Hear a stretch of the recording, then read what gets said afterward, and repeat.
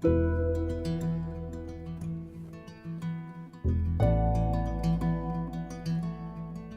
is the end of the day here in Myanmar, and this Asian elephant family is beginning its journey to find food for the night. Much of their habitat is now fragmented or broken apart, so they will need to cross a local village to find their next meal.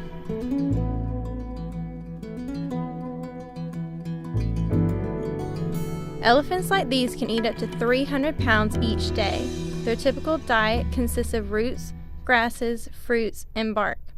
Since they are constantly on the move and in search of food, a farmer's land full of planted rice looks awfully tasty to these elephants. This often draws elephant families into populated villages, as it is often seen to them as a reliable source of food. Sometimes when the elephants are crossing through the villages, they may accidentally cause damage to the people and their homes. Take for example little Ma Nila La. Ma Nila La is following her family through a village one night when she smells food inside of a hut. She's very hungry and gets excited at the sight of food. Ma Nila La runs to go get the food but ends up breaking down the hut in the process. She also injures someone sleeping inside. She feels awful, but it was just an accident and she couldn't have known better. While she is only a baby, Ma Nila La weighs almost 300 pounds and she will grow to be almost 3 tons. Just like Ma Nila La, all wild elephants do not realize they are hurting someone or something when searching for food. For them, this is their natural instinct, and we humans have taken up so much of their habitat that they cannot be to blame for having to cross through villages. You would think an easy solution would be to get rid of all the elephants altogether. Poaching is a way to do that, but what would really happen if there were no elephants at all? Elephants are a keystone species.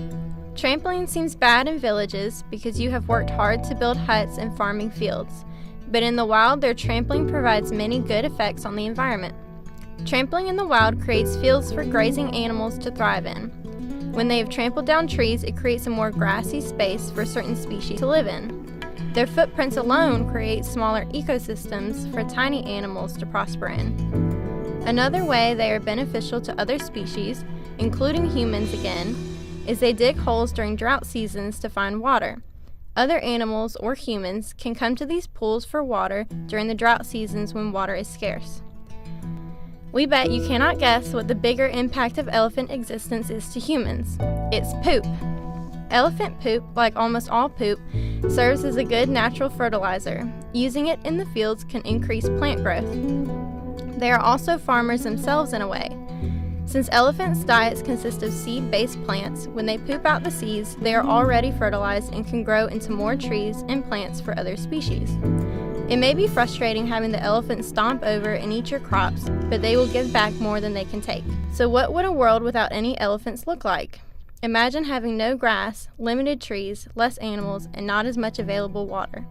This is what will happen if poaching continues. It may seem like an easy solution, but there are far better ways of handling the ongoing conflict. So what should you do if you encounter a wild elephant? The best thing to do is to get to higher ground, like climb a tree. That will be the safest place for you to be.